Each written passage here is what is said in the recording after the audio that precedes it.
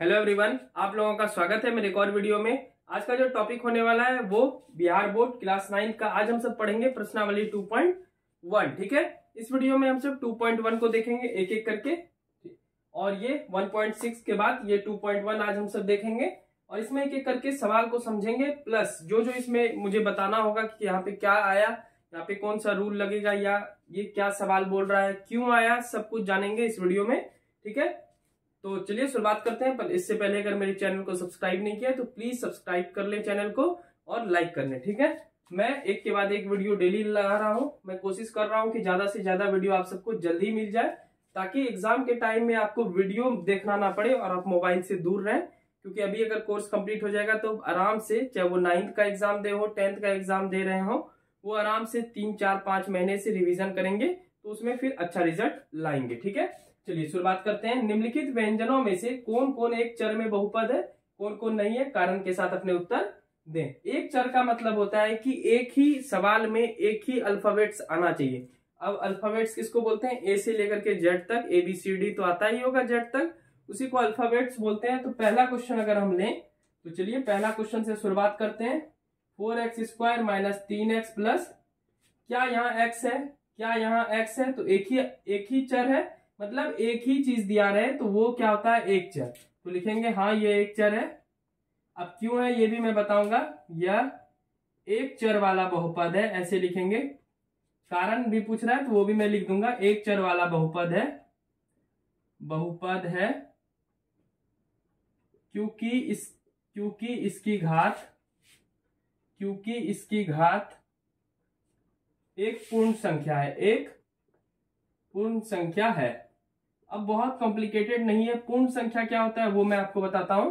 0 से जैसे ही काउंट करेंगे, 0 1 2 3 4 ऐसे करके आगे जाते जाए, तो 0 और प्लस में जो संख्या रहेगा उसी को बोलेंगे पूर्ण संख्या। तो इस सवाल में सबसे अधिकतम घात कितना है? 2, और 2 क्या है? प्लस में है, इसलिए वो क्या है? पूर्ण संख्या है। एक चर समझ गए होंगे क्योंकि यहाँ पे x है और यहाँ पर भी x ही आया है, तो सेम ही बात बोल रहा है, तो दोनों x है, तो इसलिए ये एक चर वाला है। चलिए दूसरा नंबर की अगर बात करें तो y² है और प्लस √2। इसके बारे में भी देखेंगे तो रूट तो 2 पे है, y पे थोड़ी है, y तो पूरा है, तो y है, तो ये भी लिखेंगे यह एक चर वाला बहुपद है। सेम बात लिखेंगे जो ऊपर में लिखा वही। ठीक है, एक चर वाला बहुपद है क्योंकि इसकी घात पूर्ण है, क्योंकि इसकी घात पूर्ण है। ठीक है, पूर्ण है। चलिए आगे बढ़े। तीसरा नंबर है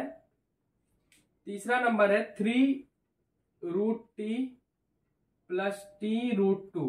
ठीक है, देखिए इस सवाल में t तो आप देखेंगे, t तो है, लेकिन जब अल्फाबेट्स रूट के अंदर आ जाता है तो पता नहीं रहता है कि वो पूरा होगा कि नहीं होगा। ठीक है, यहाँ अनुमान का बात होता है। तो यहाँ तो t चलिए रूट में नहीं, लेकिन क्या यहाँ t आया रूट में? तब जब t रूट में आया तो यह एक चर वाला बहुपद नहीं होगा, क्योंकि लिखेंगे आप यह एक चर वाला बहुपद नहीं है। एक चर वाला बहुपद नहीं है क्योंकि इसकी घात पूर्ण नहीं है। ठीक है, यानी अगर आपका घात माइनस में आ जाए, ठीक है, रूट के अंदर आ जाए या फिर डिवाइड में आ जाए, वो घात पूर्ण नहीं होता क्योंकि इसकी घात पूर्ण नहीं है। ठीक है, तो कोई भी पावर अगर रूट में आ जाए, मतलब अल्फाबेट पे पावर, मतलब ए से जेड तक में कोई भी संख्या पे पावर आपका रूट में आ जाए, सिंपल बात समझिएगा, कभी बटे में आ जाएगा नीचे, ठीक है, कभी हाफ लिखा रहे या 1/3 यानी बटे में ये भी आ गया, या पॉइंट में आ गया, ठीक है, ये सब पूर्ण संख्या नहीं होता है। ठीक है, तो यहाँ चूंकि रूट पे आ गया t, इसलिए यह पूर्ण संख्या नहीं है। अगर चौथा क्वेश्चन का बात करें तो y+, अब तो आप खुद ही बता देंगे। यहाँ तो चलिए y ठीक है, y पे एक पावर, क्या ये बटे में आया? अभी हम जस्ट चर्चा किए कि जब कोई भी संख्या, मतलब कोई भी ऐसा अल्फाबेट्स, ठीक है, ए से जेड तक में, तो ए से जेड तक में y तो आता है, तो कोई भी अगर y x z कुछ भी रहे, अगर वो बटे में आ जाए तो वो बहुपद नहीं होगा, क्योंकि उसका घात पूर्ण नहीं है। तो आप लिखेंगे यह एक चर वाला बहुपद नहीं है क्योंकि इसकी घात पूर्ण नहीं है। ठीक है, सेम बात लिखेंगे, क्योंकि इसकी घात पूर्ण पूर्ण नहीं है। चलिए अगर आखिरी सवाल की बात करें, पांचवा, तो पांचवा यहाँ पे बना देता हूं मैं। अब इस सवाल में बहुत इंटरेस्टिंग है, क्या इंटरेस्टिंग है वो मैं आपको समझाता हूं। देखिए इसमें सब पे पूरा घात है, यहाँ 10 पूरा पूरी हुआ, 3 पूरा पूरी हुआ, 50 पूरा पूरी हुआ, लेकिन बोल रहा है, पूछ रहा है आपसे सवाल, क्या कौन एक चर में बहुपद है? तो एक चर में है क्या? यहाँ x है, यहाँ y है, यहाँ t है, यानी तीनों अलग अलग है।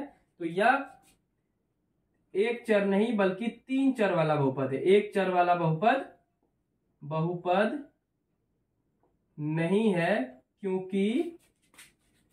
क्योंकि इसमें x, y और t आ गया। ठीक है, तो ये कैसा बहुपद हो जाएगा? 3 चर वाला बहुपद, क्योंकि x, y, t है और पूरा पूरी घात है। ठीक है, तो ये पहला का हम सब 5 सवाल देख लिए, जल्दी से आप इसको नोट डाउन करें। उसके बाद हम सब अगले क्वेश्चन की ओर बढ़ते हैं, जो कि होगा आपका 2.1 का दूसरा नंबर क्वेश्चन।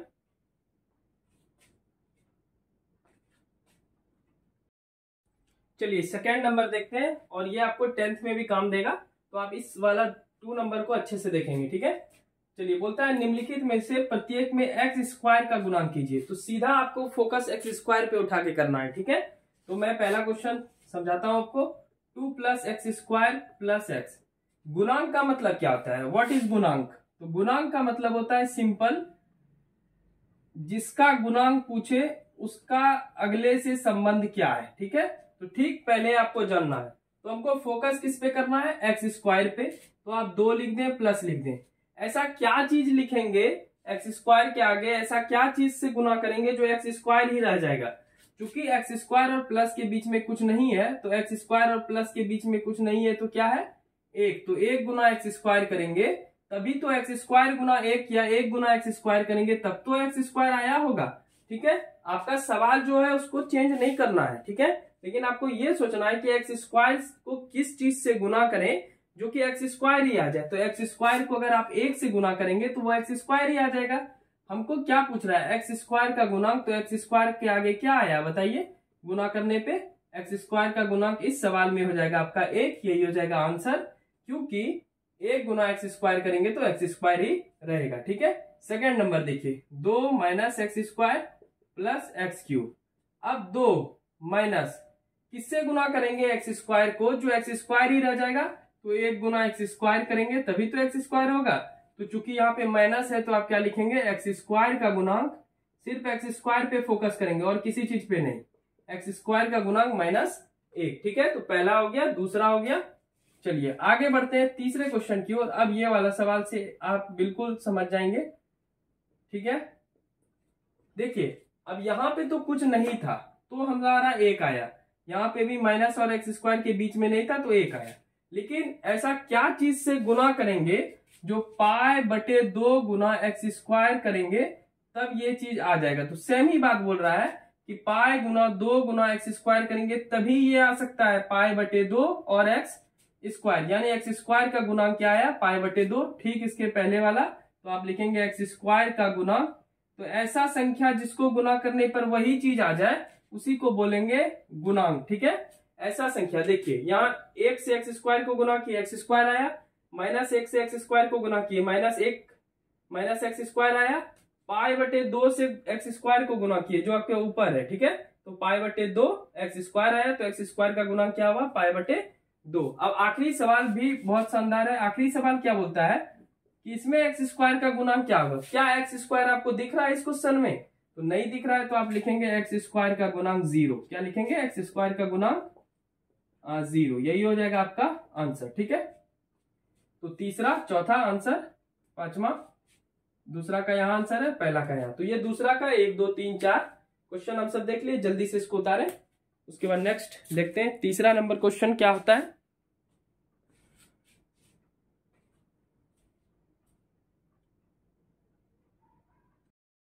चलिए मैं सारा क्वेश्चन लिख दिया, 3 4 और 5 एक एक करके देख लेते हैं। तो सबसे पहले थर्ड नंबर में बता रहा हूं, बोलता है 35 घात के द्विपद का और 100 घात के एक पदी का एक एक उदाहरण दे। तो आपको 35 घात का कुछ भी अपने माइंड में आप बना सकते हैं। तो 35 घात का द्विपद क्या हो जाएगा?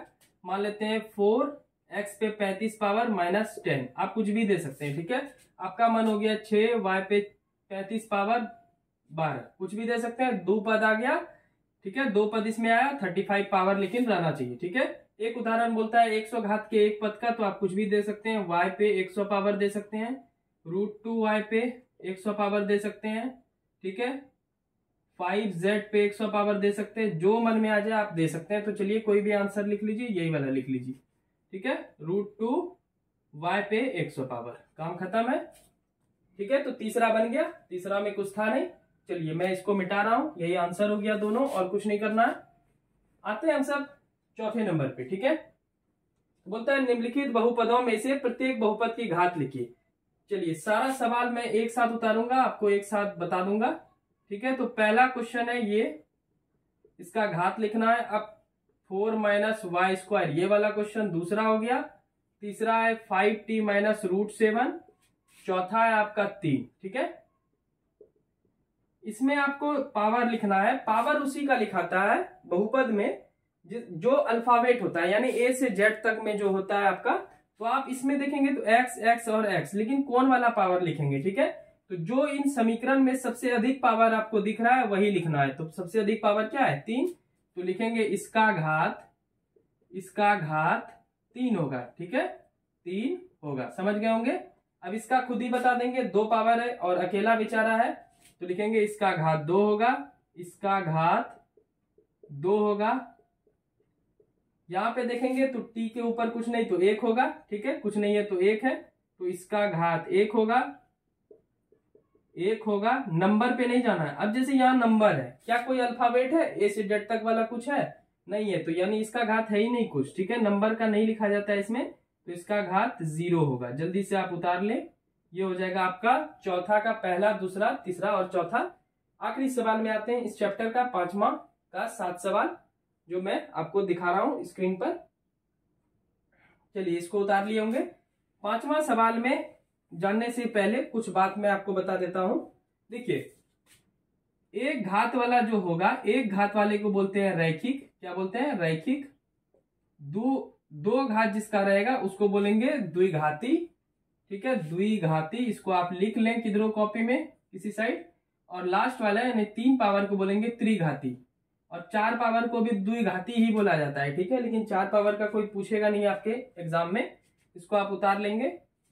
तो एक घात वाला याद रखेंगे रैखिक, 2 घात वाला द्विघाती और 3 घात वाला त्रिघाती, ठीक है। चलिए पहला 5वां का पहला सवाल, x² + x। तो इसमें सबसे हाईएस्ट पावर कौन है, सबसे अधिकतम 2 है, तो लिखेंगे यह द्विघाती है, यह द्विघाती है। क्यों, क्योंकि इसका घात, इसका अधिकतम घात 2 है, ठीक है। आंसर हो गया, कुछ दिक्कत नहीं है। दूसरा लेते हैं x - x³। इसमें सबसे अधिक पावर क्या होगा, x पे 1 पावर बड़ा होगा या x पे 3 पावर, तो 3 पावर वाले को क्या बोले थे, त्रिघाती। तो लिखेंगे यह त्रिघाती है। क्या लिखेंगे, यह त्रिघाती है। क्यों त्रिघाती है भाई, क्योंकि इसका अधिकतम घात